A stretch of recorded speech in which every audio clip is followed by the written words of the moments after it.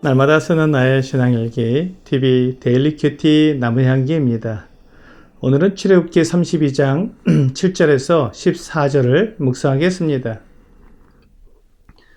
여호와께서 모세에게 이르시되 너는 내려가라. 내가 애굽 땅에서 인도하여 낸 내 백성이 부패하였도다. 그들이 내가 그들에게 명령한 길을 속히 떠나 자기를 위하여 송아지를 부어 만들고 그것을 예비하며 그것에게 제물을 드리며 말하기를 이스라엘아, 이는 너희를 애굽 땅에서 인도하여 낸 너희의 신이라 하였도다. 여호와께서 또 모세에게 이르시되 내가 이 백성을 보니 목이 뻣뻣한 백성이로다. 그런즉 내가 하는 대로 두라. 내가 그들에게 진노하여 그들을 진멸하고 너를 큰 나라가 되게 하리라.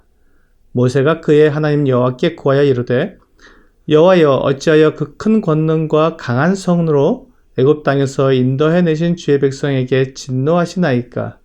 어찌하여 애굽 사람들이 이르기를 여호와가 자기의 백성을 산에서 죽이고 지면에서 진멸하려는 악한 의도로 인도해 내었다고 말하게 하시려 하나이까? 주의 맹렬한 노를 그치시고 뜻을 돌이키사 주의 백성에게 이 화를 내리지 마옵소서. 주의 종 아브라함과 이삭과 이스라엘을 기억하소서. 주께서 그들을 위하여 주를 가리켜 맹세하여 이르시기를 내가 너희의 자손을 하늘의 별처럼 많게 하고 내가 허락한 이 온 땅을 너희의 자손에게 주어 영원한 기업이 되게 하리라 하셨나이다. 여호와께서 뜻을 돌이키사 말씀하신 화를 그 백성에게 내리지 아니하시니라. 하나님께서 모세에게 지금 이스라엘 백성들이 부패했다고 말씀하셨습니다.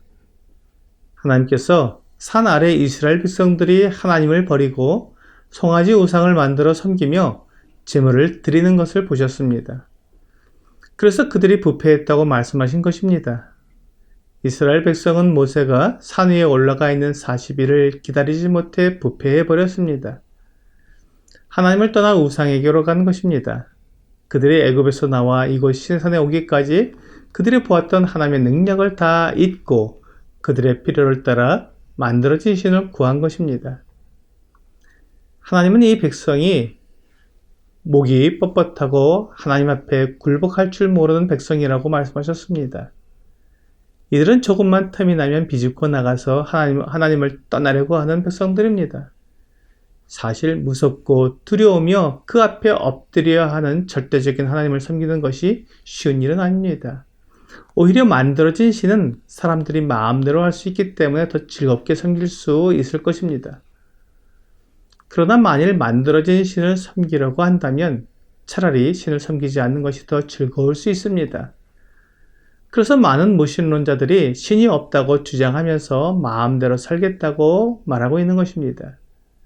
그들은 육체가 원하는 것을 하면서 즐기면서 인생을 산다고 말합니다. 그렇게 하나님이 없다고 주장하면 그 한평생을 사는 것이 문제가 없지만 하나님은 그 인생을 반드시 심판하신다는 것을 잊지 말아야 합니다.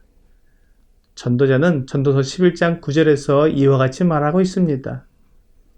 청년이여, 내 어린 때를 즐거워하며 내 청년의 날들을 마음에 기뻐하여 마음에 원하는 길들과 내 눈이 보는 대로 행하라.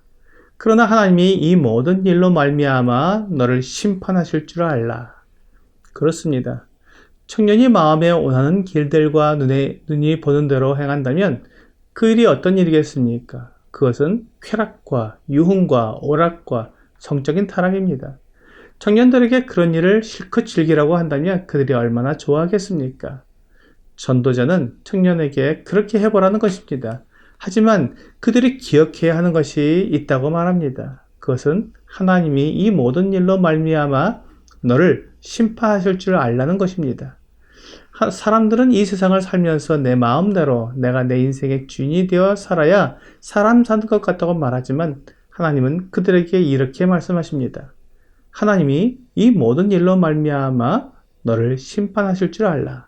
그렇습니다. 하나님의 심판이 있기 때문에 우리는 올바른 길, 진리의 길, 하나님께서 계획하시고 말씀하신 길로 가야 합니다.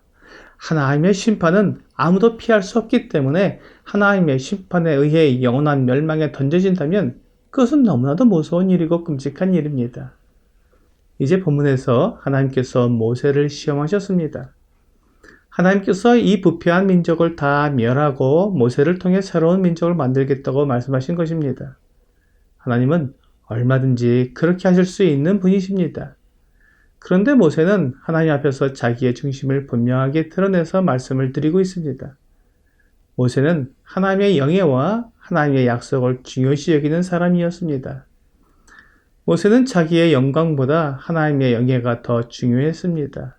그래서 하나님께서 이스라엘의 조상 아브라함과 이삭과 야곱에게 하신 약속을 말씀드리며 하나님께서 그들에게 그 자손을 하늘의 별처럼 많게 하고 가나안 온 땅을 그 자손에게 주시겠다고 하신 약속을 말씀드렸습니다. 이것이 모세의 마음이었습니다. 모세가 지금 이스라엘 백성들을 이끌고 광야로 나온 것은 그가 영광을 받기 위한 것이 아니었습니다.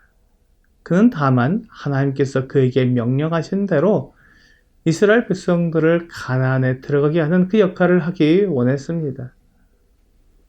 모세는 그렇게 이스라엘 백성들이 가나안 땅에 들어가는 것 그 자체로 만족하고 하나님의 뜻과 약속이 이루어지는 것에 기뻐하는 사람이었습니다.